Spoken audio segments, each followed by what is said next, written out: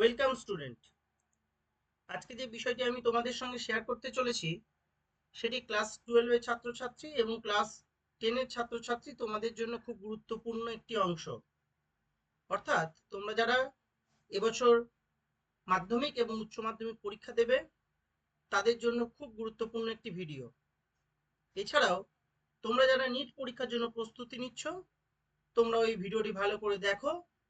নিটে বিভিন্ন বছরে বিভিন্ন রকম প্রশ্ন আসে এই অংশটি থেকে।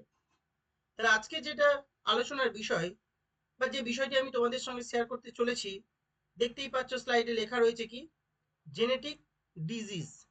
আমরা জেনেটিক ডিজিজও বলতে পারি, আবার জেনেটিক ডিসঅর্ডারও বলতে পারি। যেটাই জেনেটিক ডিজিজ আবার সেটাকেই আমরা জেনেটিক ডিসঅর্ডারও বলতে পারি। যদি বাংলায় বলি তাহলে আমরা কি বলবো? জিনগত রোগ। দেখো, আমরা প্রত্যেকেই জানি বিভিন্ন কারণে রোগ হতে পারে, বিভিন্ন কারণ আছে। কিছু কিছু রোগ আছে যেগুলা জীবের দ্বারা বা বায়োলজিক্যাল কম্পোনেন্টের দ্বারা হতে পারে, যেমন ব্যাকটেরিয়ার দ্বারা হতে পারে, প্রোটোজোয়ার দ্বারা হতে পারে, ছত্রাকের দ্বারা হতে পারে, কিছু কিছু অ্যালগাল আছে অ্যালগালের দ্বারাও হতে পারে। আবার কিছু ফিজিক্যাল এজেন্ট আছে, যেমন বায়োলজিক্যাল এজেন্ট আছে তেমন ফিজিক্যাল এজেন্টও আছে।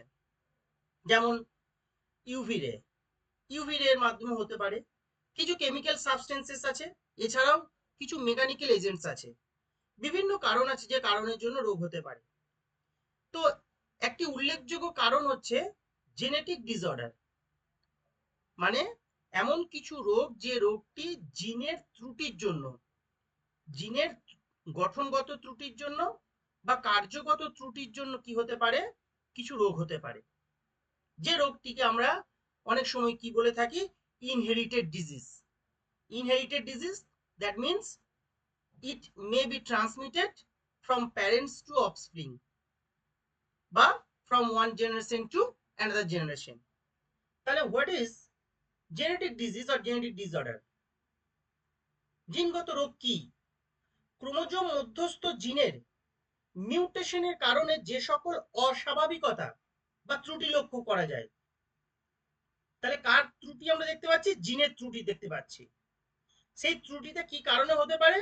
সেই ত্রুটিটা হতে পারে মিউটেশনের জন্য। তাহলে আমরা কি দেখলাম? জিনের ত্রুটি, এবং সেই জিনের ত্রুটিটা হতে পারে কিসের জন্য? মিউটেশনের জন্য। আমরা জানি what is mutation. Mutation is a sudden change in জিন। জিনের যে আকস্মিক পরিবর্তন বা হঠাৎ যে পরিবর্তন এবং যেটা ইনহেরিটেড হয়, সেই ঘটনাটাকে আমরা মিউটেশন বলি। তাহলে জিনের যখন মিউটেশন হচ্ছে, সেই মিউটেশনের ফলে যে অস্বাভাবিকতা বা ত্রুটি লক্ষ্য করা যায়। সাপোজ ধরো, মনে করো এটা একটা জিন, এর একটা ডিএনএ অংশ বা একটা জিন হোয়াট এভার যাই বলি না কেন, ক্রোমোজোমের মধ্যে আছে। এই অঞ্চলটা বা এই এরিয়াটা একটা বিশেষ ফাংশন করে নর্মাল কন্ডিশনে, নর্মাল কন্ডিশনে করলো।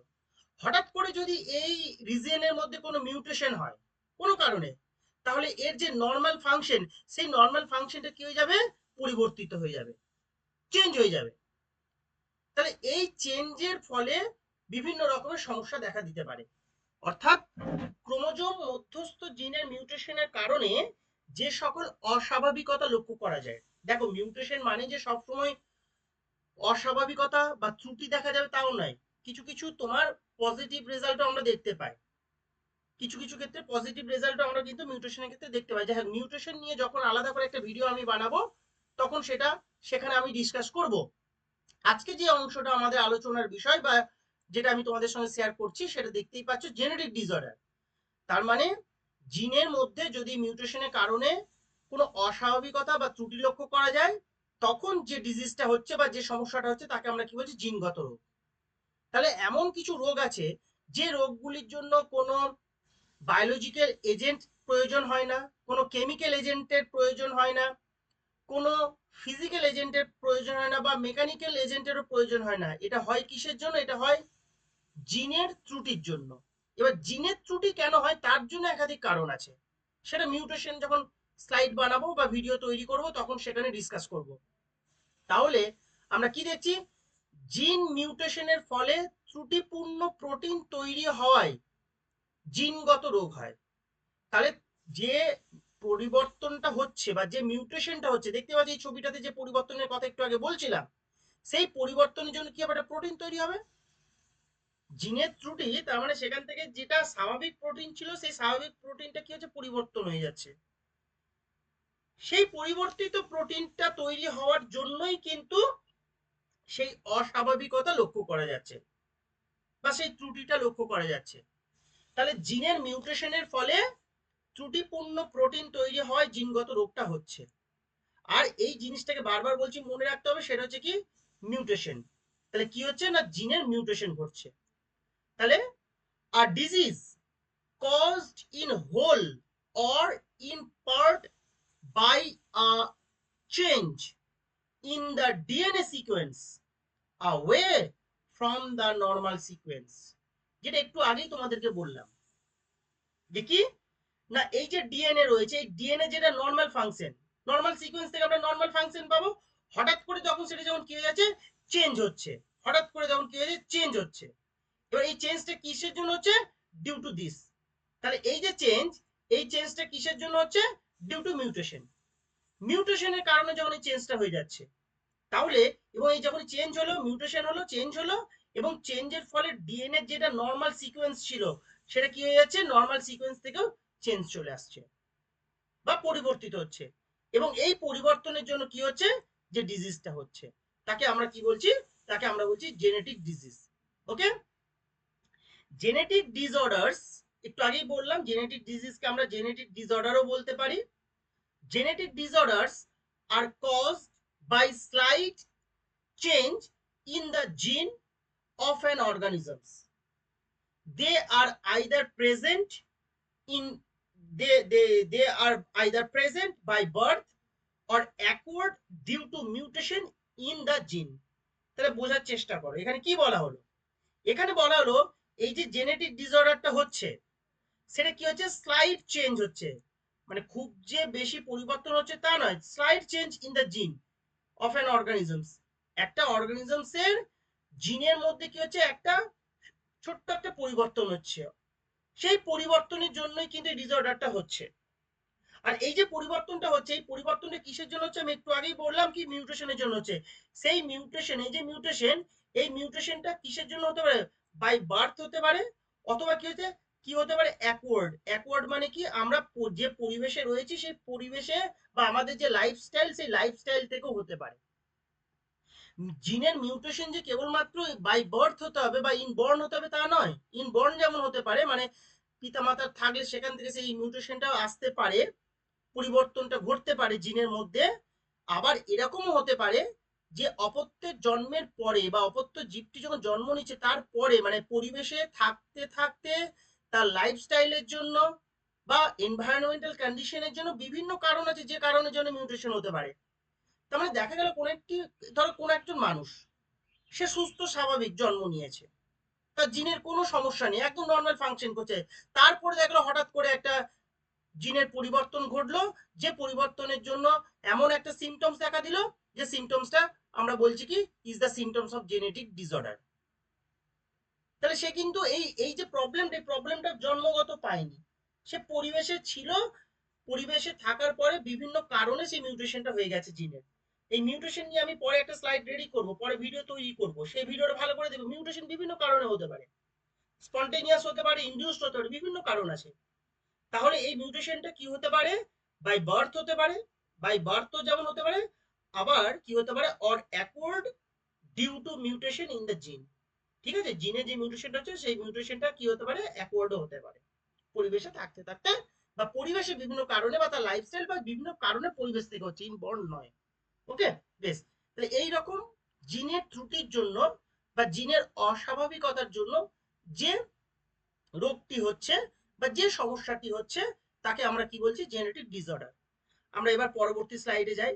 পরবর্তী যে স্লাইডটা, সেই স্লাইডটাতে আমরা কি দেখতে পাচ্ছি, পরবর্তী স্লাইডে আমরা দেখতে পাচ্ছি কি না, common genetic diseases in population. খুব ভালো করে দেখো, পপুলেশনের সাধারণ জিনগত রোগ। তাহলে আমরা জানি যে আমাদের যে ক্রোমোজোম আছে, সেই ক্রোমোজোমকে আমরা করকম ভাবে ভাগ করে দুই রকম ভাবে ভাগ করতে পারি। একটাকে বলছি আমরা কি, অটোজোম, একটাকে আমরা বলছি অটোজোম, আরেকটাকে আমরা বলছি সেক্স ক্রোমোজোম।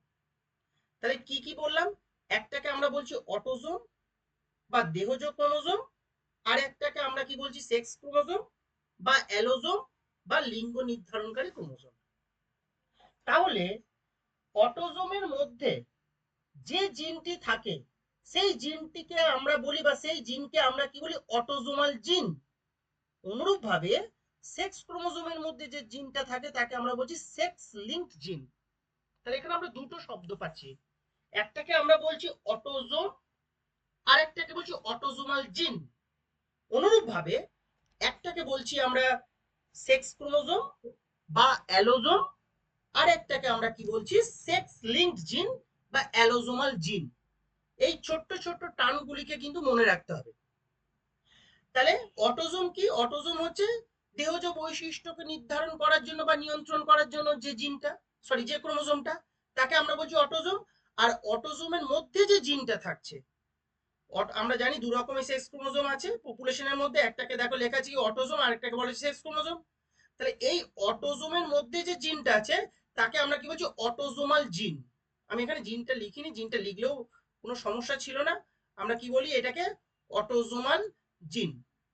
অনুরূপভাবে অটোজোমাল জিন, অনুরূপভাবে এই যে সেক্স ক্রোমোজোম, এই সেক্স ক্রোমোজোমের মধ্যে যে জিনটা থাকে তাকে আমরা কি বলছি সেক্স লিঙ্কড জিন।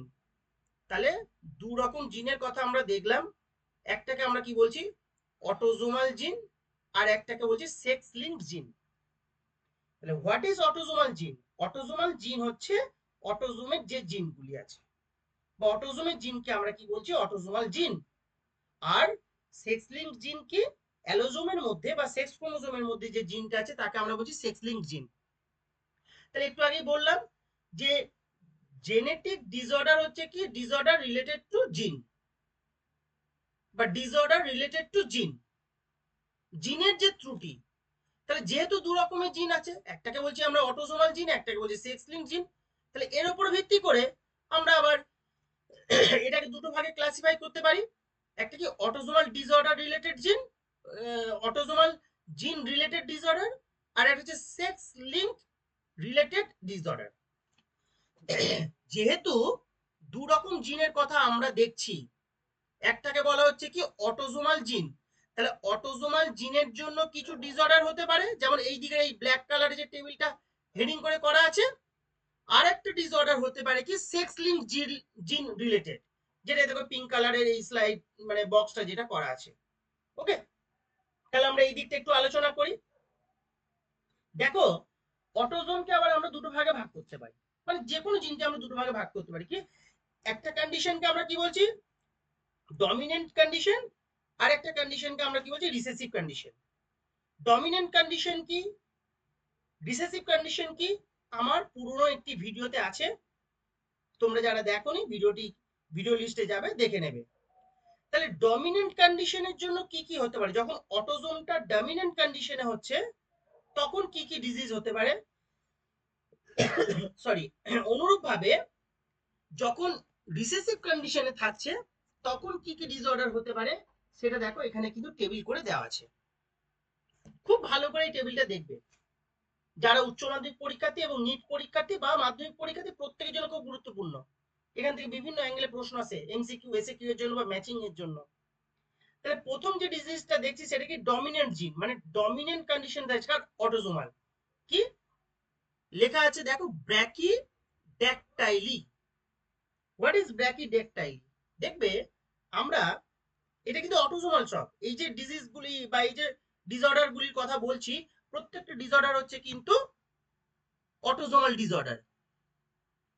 ব্র্যাকিডেক্টাইলি এমন কিছু কিছু মানুষ আমরা দেখতে পাই যাদের পাঁচটার পরিবর্তে ছটা অথবা সাতটা মানে অতিরিক্ত আঙ্গুল থাকে, অতিরিক্ত আঙ্গুল, সেটা বাম হাতে হতে পারে ডান হাতে হতে পারে। মানে আমাদের নর্মাল যতগুলি আঙ্গুল আছে, নর্মাল আঙ্গুলের পরিবর্তে যখন অতিরিক্ত একটি বা দুটি মানে অতিরিক্ত আঙ্গুল যখন থাকছে তখন সেই কন্ডিশনটাকে আমরা বলছি ব্র্যাকিডেক্টাইলি। এটা অটোজোমাল ডিসঅর্ডার, অটোজোমাল ডিসঅর্ডার। এখন এই যে আঙুলগুলি, এই আঙুলগুলি কি হবে নর্মাল আঙুলের থেকে আকারে ছোট হবে, মানে খর্বাকার, হাতে অতিরিক্ত খর্বাকার আঙুল থাকবে। নেক্সট হচ্ছে কি, নেক্সট হচ্ছে হান্টিংটনস ডিজিজ। খুব ভালো করে এই নামটা মনে রাখবে, এটা প্রায় বছর কিন্তু প্রশ্ন আসে। What is Huntington's disease? এই যে ডিজিজটা, সরি, এই ডিজিজটা এমন একটা ডিজিজ, যে ডিজিজে কি হচ্ছে, নার্ভাস সিস্টেমের ডিটোরিয়েশন হচ্ছে, মানে ক্ষয় হচ্ছে, স্নায়ুতন্ত্রের ক্ষয় হচ্ছে, ডিমেনসিয়া হচ্ছে, এবং মৃত্যুও ঘটতে পারে। তাহলে একটা শব্দ এখানে বলা হলো ডিমেনসিয়া, তাহলে ডিমেনসিয়া হচ্ছে কিন্তু হান্টিংটনস ডিজিজে। What is dementia? Dementia is not a specific disease, but it is rather a general term for the impaired ability to remember, think or make decision। তাহলে কি কি বললাম? Remember, think or make decision that interferes with doing everyday activities। তাহলে এই রকম সমস্যাগুলি যেটা হচ্ছে, সেই সমস্যাগুলি কিন্তু অটোজোমাল ডমিনেন্ট কন্ডিশনের জন্য হচ্ছে। নেক্সট হচ্ছে কি, নেক্সট হচ্ছে হাইপার ক্যালসেমিয়া। দেখো লেখায় রয়েছে হাইপার ক্যালসেমিয়া। এই হাইপার ক্যালসেমিয়া কন্ডিশনটা কি? হাইপার মানে হচ্ছে অতিরিক্ত বা আধিক্য। যখন রক্তে ক্যালসিয়ামের পরিমাণ বেড়ে যায়, তখন সেই কন্ডিশনটাকে আমরা কি বলছি, মানে রক্তে ক্যালসিয়ামের যখন আধিক্য বেড়ে যায়, তখন আধিক্য দেখা যায়, তখন তাকে আমরা কি বলছি, হাইপার ক্যালসেমিয়া কন্ডিশন। নেক্সট হচ্ছে কি, নেক্সট হচ্ছে মারফান সিনড্রোম। খুব একটা ইম্পর্টেন্ট, এটা থেকেও কিন্তু অনেক সময় প্রশ্ন আসে। What is Marfan syndrome? Marfan syndrome কি? এটা autosomal disorder. Marfan syndrome an inherited disorder. Okay, Marfan syndrome an inherited disorder that effects connective tissues caused by mutation, একটু আগে বলেছি মিউটেশনের জন্য হয়, মিউটেশন ইন দা FBN1 জিন। তাহলে কি, কোন জিনের কথা বলা হলো? FBN1 জিন। ওকে, তাহলে এই যে FBN1 জিন, এই FBN1 জিনের যখন মিউটেশন হচ্ছে, সেই মিউটেশনের জন্য FBN1 জিন, সরি, এই FBN1 জিনের মিউটেশনের জন্য যে ডিসঅর্ডারটা হচ্ছে, এবং যে ডিসঅর্ডারটা হচ্ছে ইনহেরিটেড, সেই ইনহেরিটেড ডিসঅর্ডার হচ্ছে মারফান সিনড্রোম। এবং এতে কি হচ্ছে, এটা অ্যাফেক্টস কানেকটিভ টিস্যুস, মানে আমাদের যে যোগ কলা রয়েছে, সেই যোগ কলার ত্রুটি দেখা দেয়। এছাড়াও আমাদের যে ধমনী আছে, সেই ধমনীর নষ্ট হতে পারে, ফেটে যেতে পারে, বা বিদীর্ণ হতে পারে। এর ফলে কি হতে পারে, মৃত্যু ঘটতে পারে। এক কথায় আমরা যদি বলি, Marfan syndrome affects the hearts, eyes, blood vessels and bones also. মানে আইকে এফেক্ট করছে, হার্টকে এফেক্ট করছে, ব্লাড ভেসেলস ধমনী একটু আগে যেটা বললাম, এবং বোনকে এফেক্ট করছে। তাহলে এখন প্রশ্ন হচ্ছে, এই যে FBN1 জিনের কথা বলা হলো, FBN1 জিন এর মিউটেশনের ফলে এই ডিজিজটা হচ্ছে মারফান সিনড্রোম। এই FBN1 যে জিনটা, সেই জিনটা কোথায় থাকে, কোন ক্রোমোজোমে থাকে? যেহেতু এটা অটোজোমাল ডিজিজ, আমরা জানি আমাদের কি 22 পেয়ার অটোজোম আছে, 22 পেয়ার অটোজোম আছে, মেল ফিমেল সব একই। এখানে এখানে কোনো জিনের পার্থক্য থাকে না, যেহেতু অটোজোম। এই যে ক্রোমোজোম নাম্বার 15, এটা কিন্তু মনে রাখতে হবে, ক্রোমোজোম নাম্বার 15-এ, কেমন, যে দেহ ক্রোমোজোম আছে, 15তম যে দেহ ক্রোমোজোম বা ক্রোমোজোম নাম্বার 15, তাতে এই FBN1 জিনটা কিন্তু থাকে। এই FBN1 জিন কি করছে, বা এর যখন মিউটেশন হচ্ছে, তখন এই মারফান ডিজিজটা হচ্ছে। বেশ, এই যে চারটে ডিজিজের কথা দেখলাম, এই চারটে ডিজিজ হচ্ছে কি, যখন এই কন্ডিশনটা হচ্ছে, কি রকম কন্ডিশন, এই কন্ডিশনটা হচ্ছে যখন ডমিনেন্ট কন্ডিশন, তখন হবে কিন্তু এই সমস্যাগুলি।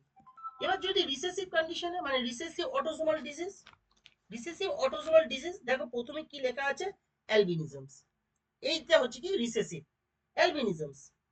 What is albinisms? অ্যালবিনিজমস কি, দেখবে আমরা কিছু কিছু মানুষ দেখতে পাই যাদের কি পুরো শরীরটা সাদা ফ্যাকাশে মতো হয়ে যায়, বা ছোপ ছোপ ছোপ ছোপ গায়ে দাগ থাকে সাদা সাদা, এইরকম যে কন্ডিশন, মানে ত্বকের মধ্যে যখন মেলানিন ঠিকঠাক থাকে না বা তৈরি হয় না, তখন যে সমস্যাটি হয়, তখন যে রোগটি হয়, তখন সেইটাকে আমরা কি বলছি, অ্যালবিনিজম।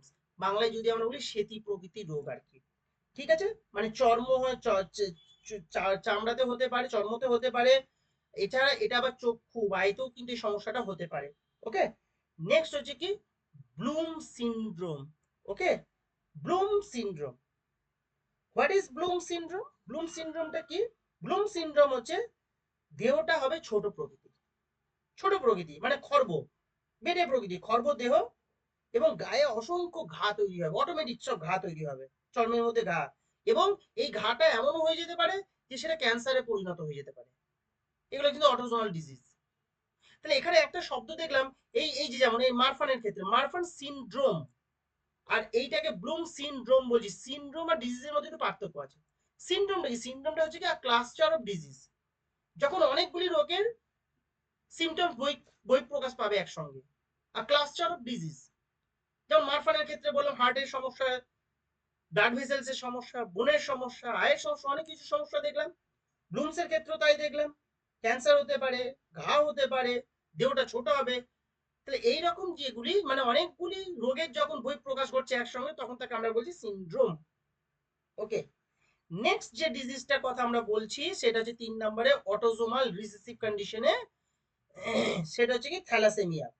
আমরা থ্যালাসেমিয়া নিয়ে পরে একটি video, thalassaemia, haemophilia, colour blindness, বিভিন্ন ডিজিজ নিয়ে পরে ভিডিও আমি পোস্ট করব, সেগুলি সম্পর্কে ডিসকাস করব। তাহলে থ্যালাসেমিয়াটা কি? এই থ্যালাসেমিয়াটা হচ্ছে যখন ঠিকঠাক ভাবে হিমোগ্লোবিন তৈরি হবে না, মানে এক কথায় যদি আমরা বলি ত্রুটি যুক্ত হিমোগ্লোবিন, মানে যে হিমোগ্লোবিনটা তৈরি হচ্ছে শরীরে সেটা হবে কি ডিফেক্টিভ, ডিফেক্টিভ হিমোগ্লোবিন, যার ফলে কি হবে না রক্তবাহ বন্ধ হয়ে যেতে পারে, বা রক্ত প্রবাহ ঠিকঠাক না হওয়ার দরুনে তার মৃত্যুও ঘটতে পারে। আবার সব থ্যালাসেমিয়া মানে যে মৃত্যু হবে তা নয়, এর আবার অনেকগুলো ভাগ আছে, আলফা বিটা, তাদের আবার ভাগ আছে, মাইনর আছে, মেজর আছে। আমি পরবর্তী একটি স্লাইড দেব, পরবর্তী একটি ভিডিও দেব, সেটাকে থ্যালাসেমিয়া নিয়ে, সেটা সেখানে আমি ডিসকাস করব যে পিতা মাতার কে কেরিয়ার হলে কি হতে পারে, বা ইনফেক্টেড হলে কি হতে পারে সন্তান সন্ততিদের মধ্যে, সেটা নিয়ে আমি পরবর্তী ক্ষেত্রে ডিসকাস করব অন্য একটি ভিডিওতে। নেক্সট হচ্ছে কি ফিনাইল কিটোনিউরিয়া। এই যে ফিনাইল কিটোনিউরিয়া, এটাতে কি হচ্ছে? এই ফিনাইল কিটোনিউরিয়া এমন একটা সমস্যা, যে সমস্যাটা হচ্ছে কি তোমার অটোজোমাল রিসেসিভ কন্ডিশনের যে সমস্যা, অটোজোমাল রিসেসিভ কন্ডিশনের ফলে হচ্ছে। এই সমস্যাটাতে কি হয়, এই ডিজিজটাতে কি হয়, বা এই ডিসঅর্ডারের ফলে কি হয়? Phenyl ketonuria is an inherited disorder. Obviously it is a inherited that increase the level of a substance called phenylalanine in the blood. মানে রক্তে কি করছে, ফিনাইল অ্যালানিনের পরিমাণকে বাড়িয়ে দিচ্ছে। আচ্ছা, যদি রক্তে ফিনাইল অ্যালানিনের পরিমাণটা বেড়ে যায় তাহলে কি হতে পারে, কি সমস্যা হতে পারে, বা ফিনাইল কিটোনিউরিয়ার ফলে কি হতে পারে? Phenyl ketonuria lead to brain damage. এটার ফলে কি হতে পারে? এটার ফলে ব্রেন ড্যামেজ হতে পারে। আর কি হতে পারে? ইন্টেলেকচুয়াল ডিসএবিলিটিস হতে পারে, বিহেভিয়ারাল সিমটমস দেখা দিতে পারে। মানে আমরা বলতে পারি যে ব্রেনে যেহেতু সমস্যাটা হচ্ছে ইন্টেলেকচুয়াল রিলেটেড, তাহলে আমরা বলতে পারি কি এই ফিনাইল কিটোনিউরিয়া ডিজিজের ফলে মানসিক বিকাশের ঘাটতি দেখতে পাওয়া যায়, যেহেতু ব্রেনটা ঠিকঠাক করে কাজ করছে না, বা মানসিক বিকাশের কি হচ্ছে ঘাটতি দেখা দিচ্ছে। তাহলে এই যে ডিজিজগুলির কথা বললাম, এই ডিসঅর্ডারও বলতে পারি, এই ডিসঅর্ডার গুলি হচ্ছে অটোজোমাল ডিসঅর্ডার। ওকে, এরপরে আমরা পরবর্তী যে স্লাইডটা দেখতে পাচ্ছি, কি দেখতে পাচ্ছি এখানে আমরা, এখানে দেখতে পাচ্ছি সেক্স লিঙ্কড ডিজিজ, বা সেক্স লিঙ্কড ইনহেরিটেন্স, বা সেক্স লিঙ্কড ডিসঅর্ডার। এই যে টেবিলটা, এই টেবিলটা হচ্ছে সেক্স লিঙ্ক রিলেটেড। এইখানে আমি কি করেছি দেখো, এখানে করেছি এক্সপ্রেশন। এক্সপ্রেশন মানে হচ্ছে কোন কোন রোগগুলি বা ডিসঅর্ডারগুলি বহিঃপ্রকাশ হচ্ছে, এবং এই দিকে লিখেছি ডমিনেন্ট কন্ডিশনে না রিসেসিভ কন্ডিশনে। এবার এবার একটা জিনিস এখানে জানতে হবে আমাদের, যেহেতু এক্স লিঙ্ক আমরা বলছি, সেক্স লিঙ্ক বলছি, সেই সেক্স লিঙ্ক মানে কি সেক্স ক্রোমোজোম, আমাদের কি দু রকমের সেক্স ক্রোমোজোম আছে। দেখো আমি লিখছি, একটাকে বলছি আমরা এক্স আর একটাকে আমরা বলছি ওয়াই। তাহলে যখন এক্স ডবল ডোজে থাকছে, তখন যখন ডবল ডোজে থাকছে তখন কি হচ্ছে, ফিমেল হচ্ছে। আর যখন এক্স সিঙ্গেল ডোজে থাকছে, মানে এক্স আর ওয়াই থাকছে, তখন হচ্ছে কি মেল। তাহলে মেল হতে গেলে কি হতে হবে, মেল হতে গেলে এক্স ওয়াই, এটাকে আমরা কি বলছি, এটাকে আমরা বলছি মেল। ওকে, এটা আমি মেল সাইন দিয়ে দিলাম। আর এইখানে যদি আমি আরেকটাকে এক্স দিয়ে দিই, তাহলে এক্স ডবল ডোজে, তাহলে এটা সেক্স কি হবে, এটা সেক্স হয়ে যাচ্ছে কি ফিমেল। তাহলে আমরা দেখতে পাচ্ছি কি একটাকে আমরা বলছি মেল আর একটাকে বলছি ফিমেল। তাহলে যেহেতু এক্স আর ওয়াই দু রকমের সেক্স লিঙ্ক জিন আছে বা সেক্স জিন আছে, সেই জিনের কোনটাতে কি সমস্যা হলে কোন ডিজিজটা হয়, মানে কোনটা এক্স রিলেটেড কোনটা ওয়াই রিলেটেড, এক্স হলে সেটা কি কন্ডিশনে হবে, রিসেসিভ কন্ডিশনে হবে না ডমিনেন্ট কন্ডিশনে হবে। একটু মন দিয়ে দেখো, প্রথমে যেটা লেখা হচ্ছে সেটা হচ্ছে কি, প্রথমে যেটা লেখা আছে হাইপোফসফাটেমিয়া। ভালো করে কিন্তু এইটাকে দেখো, হাইপোফসফাটেমিয়া, এটা কি লেখা আছে dominant, dominant what, dominant of x link জিন। ওকে, এক্স লিঙ্ক জিনের যখন ডমিনেন্ট কন্ডিশন হচ্ছে, এক্স লিঙ্ক ডমিনেন্ট জিনের জন্য, এখানে কি হয়, এখানে কি হতে পারে, মানুষের যখন এই রোগটি হয় বা এই সমস্যাটি বা এই ডিসঅর্ডারটি হয়, এই ডিসঅর্ডারে হাড়ের ত্রুটি দেখা যায়, হাড় যেটা অনেকটা রিকেটের মতো।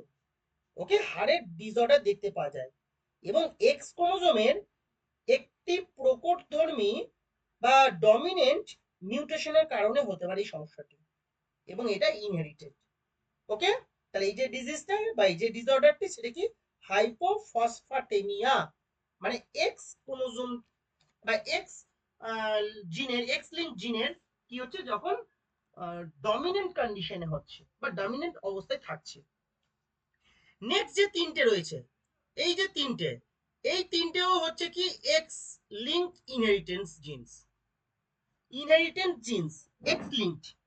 ওকে, এবং সবগুলি হচ্ছে কি রিসেসিভ কন্ডিশনে, সবগুলি কি রিসেসিভ কন্ডিশনে হচ্ছে। প্রথমে আমরা কি দেখছি, প্রথমে আমরা দেখছি কালার ব্লাইন্ডনেস, এই কালার ব্লাইন্ডনেস, তারপরে যেটা আছে হিমোফিলিয়া, আর এইদিকে যেটা থ্যালাসেমিয়া বললাম, এই যে থ্যালাসেমিয়া, কালার ব্লাইন্ডনেস এবং হিমোফিলিয়া, এই নিয়ে আলাদা আলাদা ভিডিও পোস্ট করব আমি, সেই ভিডিওগুলি তোমরা ভালো করে লক্ষ্য করবে। এই যে কালার ব্লাইন্ডনেস, এখানে কি হচ্ছে, এখানে গ্রিন এবং রেড। ওকে, তাহলে কি বললাম, গ্রিন আর রেড, এই দুটো কালারকে চিনতে পারা যায় না, যাকে আমরা কি বাংলায় যদি আমরা বলি, আমরা কি বলবো, বর্ণান্ধতা। কালার ব্লাইন্ডনেস এক্স ক্রোমোজোমের রিসেসিভ কন্ডিশনে হচ্ছে, এক্স লিঙ্ক জিন রিসেসিভ কন্ডিশনে, তখন তাকে আমরা কি বলছি, কালার ব্লাইন্ডনেস। তাহলে আমরা কি বললাম, লাল কালারকে চিনতে পারে না, কখনো কখনো গ্রিন কালারকেও চিনতে পারে না।